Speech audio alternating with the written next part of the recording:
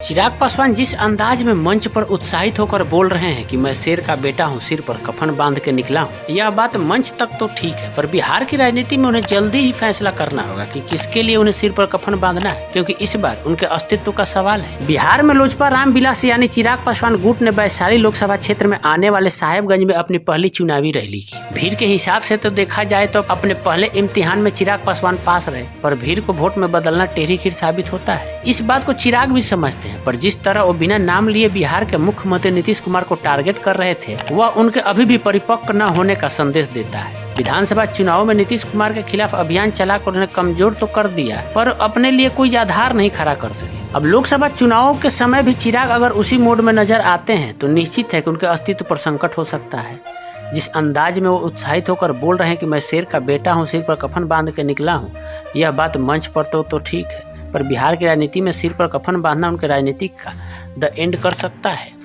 चिराग एक होनहार नेता है, उनमें भविष्य दिखता है, पर पिता का साया छीनने और चाचाओं के धोखा देने के बाद दिन प्रतिदिन उनकी राजनीतिक शक्ति घट रही है। इस बात को उन्हें समय रहते समझना होगा, अन्यथा दूसरों की लंका लगाने के चक्कर में चिराग की लौ उनकी खुद की राजनीति को चौपट कर देगी। बिहार की राजनीति में उनका सामना ऐसे धुरंधरों से है जो बिना राजनीतिक चाल चले सामने वाले को धराशायी कर देते हैं।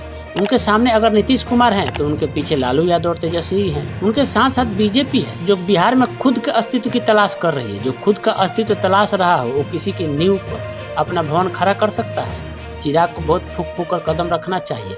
भूखे भेड़ियों के बीच मेमना अगर दिमाग से नहीं चलेगा तो बहुत जल्दी शिकार बन जाएगा। चिराग पासवान ने 2020 में बिहार विधानसभा चुनाव में बिना किसी गठबंधन के लोक जनशक्ति पार्टी को चुनाव मैदान में उतारा था। शायद यह भी उनकी एक अपरिपक्वता का ही उदाहरण था।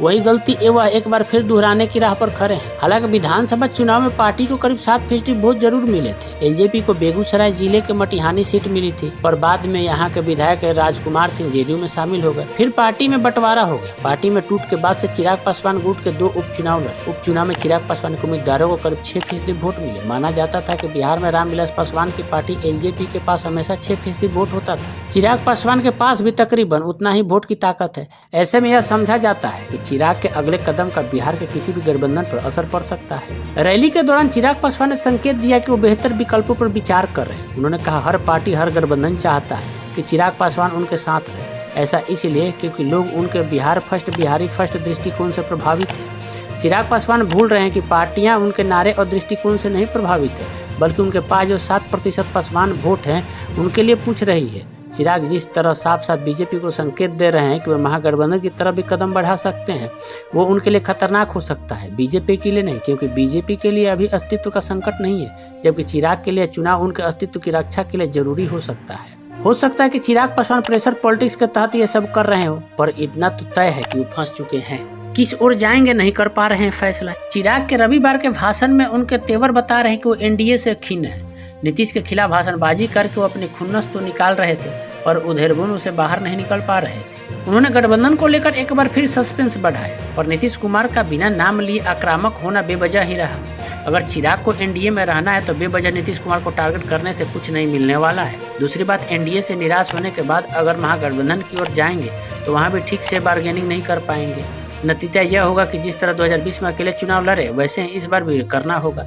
इसमें नुकसान सिर्फ चिराग का ही होने वाला है। एनडीए का हिस्सा रहते हुए उन्होंने जिस तरह एनडीए की मौजूदा सरकार और उसके मुखिया नीतीश कुमार के हर नाकामी पर घेरा है, वो उनके लिए वैसा ही हो सकता है जैसे कि ज्यादा के चक्कर में कुछ भी नहीं मिलना। कहा जाता है कि बीजेपी ने उनका हमेशा इस्तेमाल किया है। पार्टी टूटने की वजह से चिराग पासवान के मन में बीजेपी को लेकर एक नाराजगी रही है। यह सही है कि बीजेपी अगर पहल करती तो शायद एलजेपी को टूटने से बचाया जा सकता था। चिराग अगर ऐसा सोचते हैं तो यह सही ही है, पर राजनीति के खेल में सब अपना हित देखते हैं। पार्टी टूट गई, बंगला भी छीन गया, अब सीट शेयरिंग में दोनों गुटों को बराबर महत्व मिल रहा है। वाकई चिराग के साथ तो एनडीए ने अन्याय कर दिया।